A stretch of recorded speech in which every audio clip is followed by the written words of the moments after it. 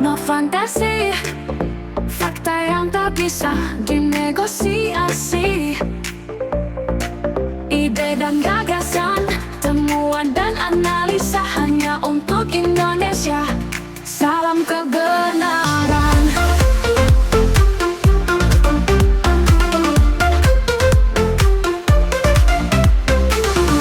Karena ada perlawanan publik, kebanyakan dari mahasiswa, dari middle class, intelektual yang kebetulan menganggur, no job, kemudian ekonominya buruk, tiba-tiba melihat pemimpin politiknya punya kekuasaan yang mutlak, yang absolut. Terjadilah perlawanan publik dan tidak bisa bertahan. Jadi cerita ini pada hakikatnya kembali bahwa ya makin besar kekuasaan itu sebetulnya akan menimbulkan masalah. Power tends to corrupt. Absolute power tends to corrupt absolutely. Itu peringatan untuk siapapun who is holding power. Jangan melaksanakan penyalahgunaan kekuasaan atau abuse of power. Power harus didapatkan secara sah. Follow the constitution. Follow democratic way untuk mendapatkan power. Bismillahirrahmanirrahim. Assalamualaikum warahmatullahi wabarakatuh. Sahabat Dr. Tifa dimanapun Anda berada.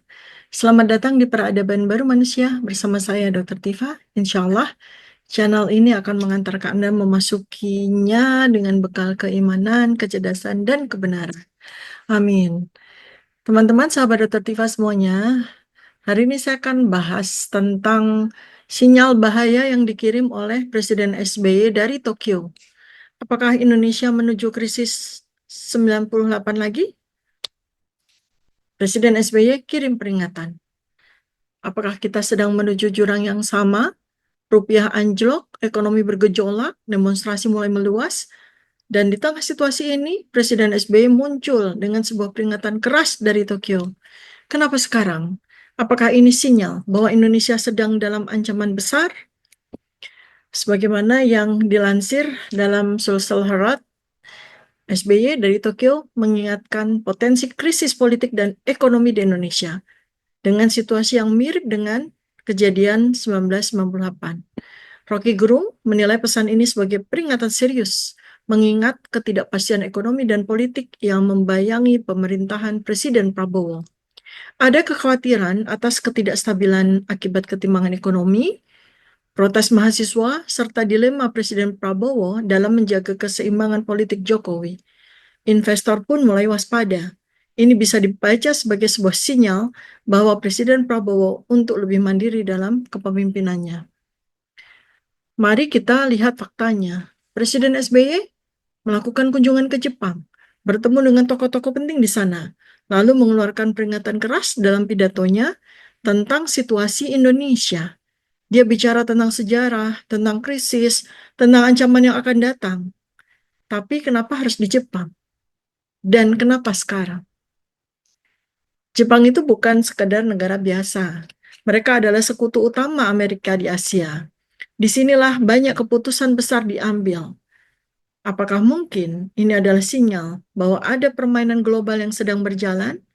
Apakah ini pesan terselubung dari Barat kepada Presiden Prabowo? Kunjungan Presiden SBY ke Jepang tidak bisa dianggap sekedar perjalanan biasa. Dari Tokyo, beliau mengirim sinyal peringatan, bukan dari Indonesia. Kenapa harus di Tokyo? Kenapa harus di Jepang? Kalau memang ingin memberikan peringatan, dan beliau benar-benar sangat serius memberikan warning soal potensi krisis ekonomi dan politik yang mengingatkan pada 1998. Di masa itu, gejolak ekonomi Asia, tekanan global, serta peran aktor-aktor asing, termasuk IMF dan Lembaga Keuangan Internasional, memperburuk situasi di Indonesia yang akhirnya berujung pada kejatuhan Presiden Soeharto, mantan mertua dari Presiden Prabowo Subianto. Sekarang seperti 1998, tekanan ekonomi bisa menjadi instrumen bagi kepentingan global lagi. IMF dan Lembaga Keuangan Dunia masih berpengaruh sampai dengan hari ini. Amerika Serikat dan sekutunya mungkin memantau transisi kepemimpinan dari Jokowi ke Presiden Prabowo, terutama terkait arah kebijakan Presiden Prabowo ke depan.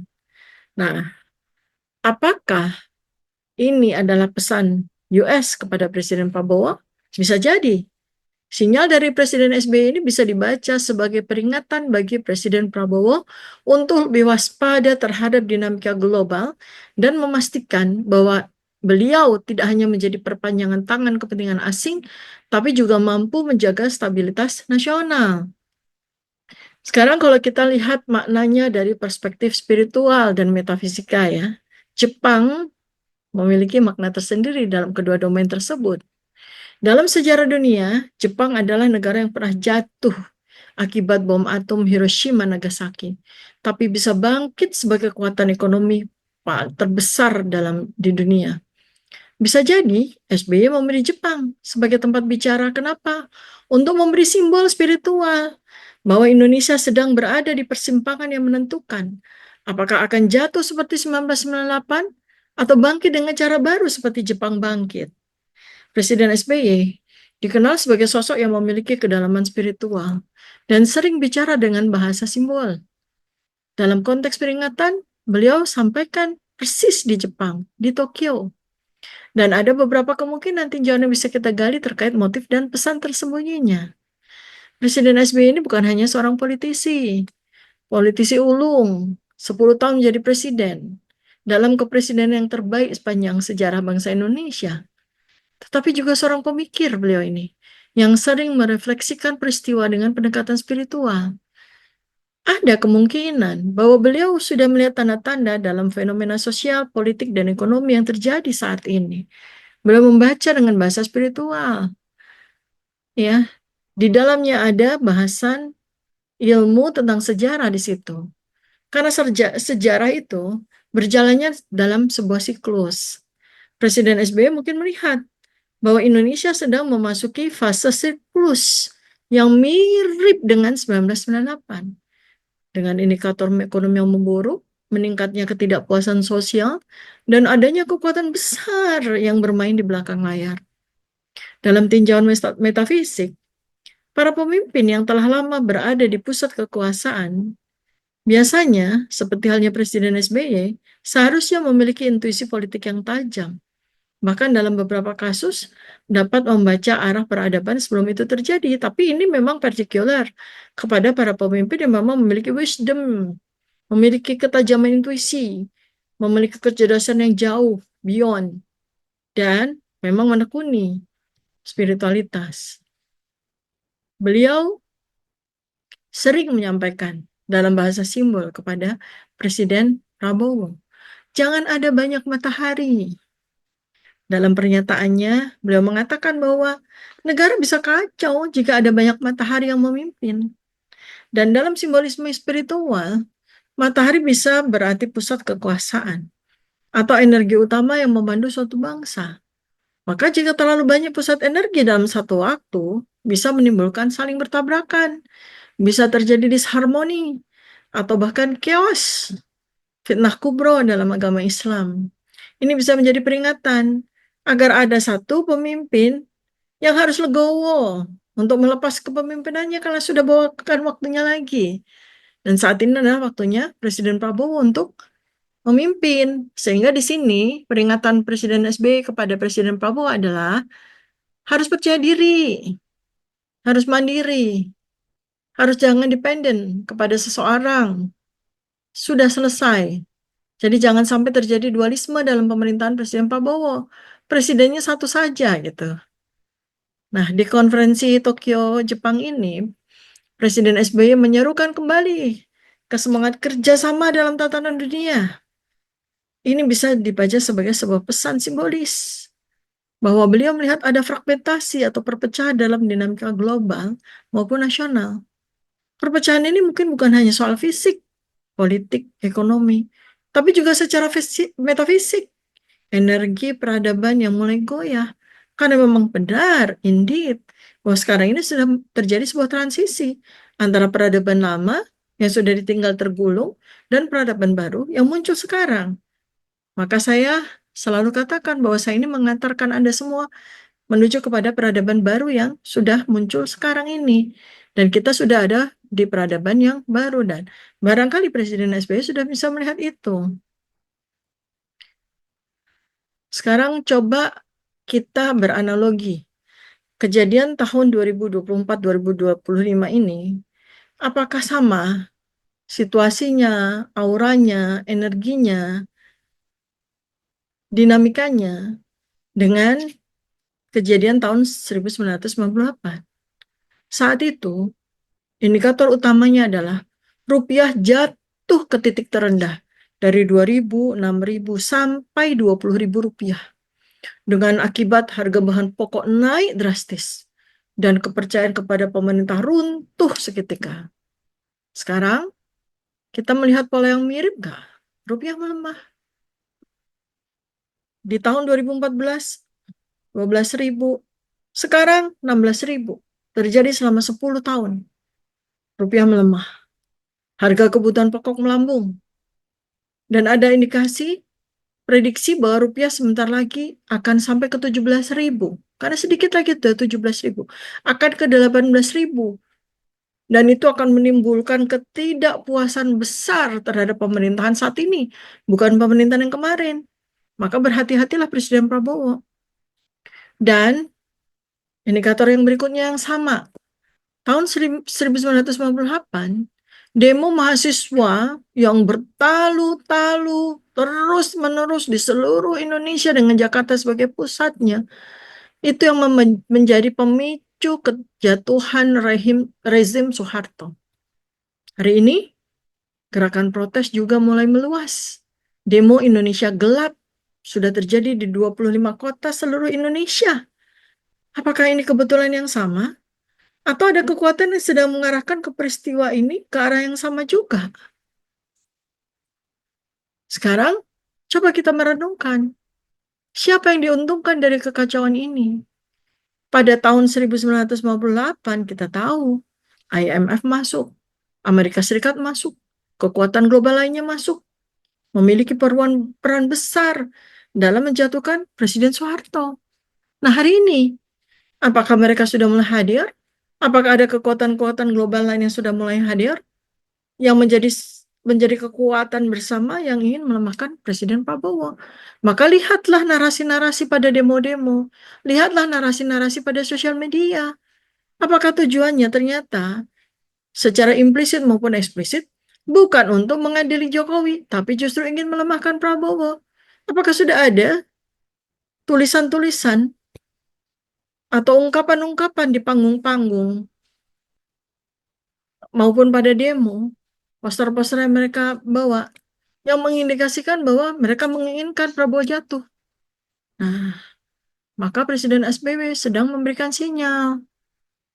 Ada tekanan dari luar terhadap Indonesia kah? Bahwa skenario 1998 bisa terulang kembali? Sekarang kita lihat kondisi makroekonomi Indonesia. Pelemahan rupiah, ya. Ketidakpastian investasi, mari kita cek. Ada potensi keresahan sosial, pasti sudah terjadi. Maka dengan transisi kekuasaan Presiden Prabowo ini, tekanan dari dalam negeri sangat besar tantangannya. Demikian juga dengan tekanan luar negeri. Ya, ini sama jadinya dengan keadaan tahun 1998. Mungkin magnitude-nya beda, mungkin skalanya beda, tapi kemiripan polanya sama. Tekanan ekonomi global, ketidakstabilan ekonomi, potensi capital flight, dan kepercayaan investor yang menurun. Dinamika politik domestik kita lihat. Ada ketidakpastian arah pemerintahan baru enggak? Ya, karena sebagian besar isi kabinet masih orang-orang lama, orang-orang loyalnya Jokowi. Dan ini tentu saja sangat mengganggu dinamika politik domestik. Sekarang di luar, di lapangan, terjadi gerakan massa, ketidakpuasan publik, mahasiswa-mahasiswa dan oposan mulai mengkritisi jalannya pemerintahan. Semua ditumpahkan kepada Presiden Prabowo sekarang, bukan kepada Jokowi. Jokowi mulai dilupakan. Ada narasi-narasi yang terus-menerus ditekankan bahwa Presiden Prabowo yang bersalah, Presiden Prabowo yang harus dimakzulkan, Presiden Prabowo yang harus diganti, dan sebagainya. Nah, sekarang Mampu nggak Presiden Prabowo membaca situasi ini?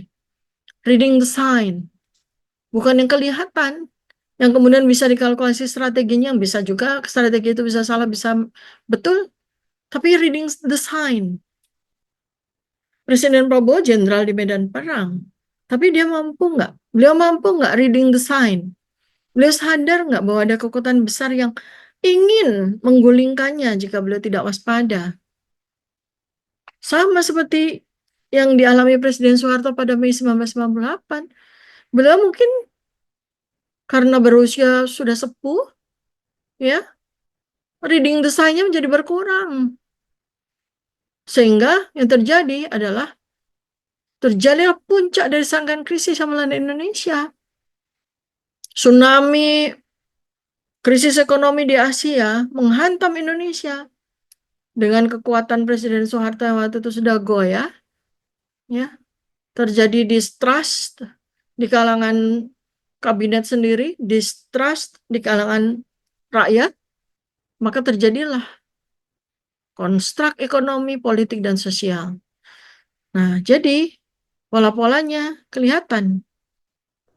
Krisis ekonomi, ketidakpuasan politik, gerakan mahasiswa dan unjuk rasa massal, kita bisa lihat. Apakah demo akan terus-menerus terjadi? Ini kan indikasinya bakal ada demo lagi Indonesia Gelap Jilid 2. Maka Presiden Prabowo harus benar-benar mengantisipasi kalau masih mau bertahan. Tekanan internasional bagaimana nih? Kita bisa melihat kalau Presiden Prabowo salah arah dan salah langkah, tekanan internasional bakalan makin bertambah. Soal nilai rupiah, ini kalau lihat trennya, nggak mungkin turun. Berkemungkinan untuk naik. Ini bahaya. Intervensi Bank Indonesia di pasar valuta asing mencapai titik terendah dalam 5 tahun terhadap dolar Amerika. Ini menunjukkan upaya yang sangat keras dari BI untuk menstabilkan mata uang. Ini kan polanya jadi sama kan dengan kejadian 1958. Dengan skala yang relatively ya, relatively. Nah, sekarang momen di mana Presiden SBY berbicara di Tokyo, Jepang, apakah bagian dari strategi SBY untuk turun gunung, mengamankan posisi Partai Demokrat di pemerintahan? Apakah beliau ingin lebih diperankan dalam transisi kekuasaan untuk menyelamatkan bangsa dan negara? Kalau melihat sosok seorang Presiden SBY, beliau mantan presiden dengan pengalaman 10 tahun dalam mengelola krisis. Sebelumnya beliau adalah Menteri Menko. Maka beliau berkemungkinan besar mampu untuk mengamati beberapa indikator yang terjadi di dunia saat ini. Satu, terjadinya krisis multilateralisme. Sekarang ini krisis multilateralisme sedang terjadi. Maka dunia harus diserukan bahwa krisis ini bukan hanya terjadi dalam 1-2 titik aja di seluruh dunia, dan ini menimbulkan multiplier effect, menimbulkan domino effect. Pelemahan rupiah tidak hanya terjadi pada Indonesia. Pelemahan mata uang yang lain bisa saja terjadi pada waktu yang sama. Menurut saya, Presiden SBY saat ini tuh ada dalam situasi beliau ingin membantu. Orang seperti Presiden SBY itu memiliki legasi besar. Pasti beliau tidak akan diam ketika beliau melihat ada badai besar akan datang. Dalam sejarah, para pemimpin besar yang memiliki intuisi spiritual seringkali kembali ke panggung pada saat-saat krusial untuk memberikan guidance atau bahkan mengambil peran tertentu. Maka Presiden SBY bisa menjadi orang tua bijak yang mengarahkan, sosok yang lebih tua dan lebih berpengalaman, yang berperan sebagai penasihat. Presiden SBY mungkin tidak ingin kembali secara langsung, tetapi ingin memastikan bahwa Indonesia tetap berada di jalur yang stabil. Nah, sekarang bagaimana beliau menyampaikan kepada Presiden Prabowo? dalam bahasa simbologi, dalam bahasa spiritual. Mungkin beliau ingin menyampaikan pesan kepada Presiden Prabowo untuk menjaga keseimbangan antara kekuatan domestik dan internasional, serta menghindari konflik internal di dalam pemerintahan. Sudahi matahari kembar. Sudahi dominasi dari kekuatan Jokowi di pemerintahan beliau. Saat ini beliau menjadi presidennya, bukan orang lain. Beliau harus percaya diri bahwa beliau yang memegang tampuk kekuasaan tertinggi di Indonesia dan rakyat di belakang beliau. Karena sekarang ini benar-benar Indonesia tuh masuk fase krusial. Tidak seperti eskalasinya tidak sebesar 1998, tapi menuju ke sana. Ada bahaya nih. Presiden SBY melihat ada bahaya. Beliau masuk, naik panggung lagi, turun gunung bahasa istilah beliau. Bukan untuk merebut kekuasaan. Tapi beliau ingin memastikan Indonesia aman menghadapi tantangan besar ke depan di bawah kepemimpinannya Presiden Prabowo Subianto. Sekarang, apakah Presiden Prabowo dan elit-elit politik Indonesia mampu membaca dan memahami sinyal ini? Nah, apakah menurut Anda semua Indonesia benar-benar sedang menuju krisis seperti 1998? Ataukah ini hanya ketakutan yang berlebihan? Tulis ya pendapat kalian di komentar. Jangan lupa like, share, dan subscribe untuk analisis lebih dalam tentang masa depan bangsa ini. Demikian yang bisa saya sampaikan. Mudah-mudahan Anda memahami semuanya. Sampai jumpa pada video yang lain. Wassalamualaikum warahmatullahi wabarakatuh. Salam kebenaran.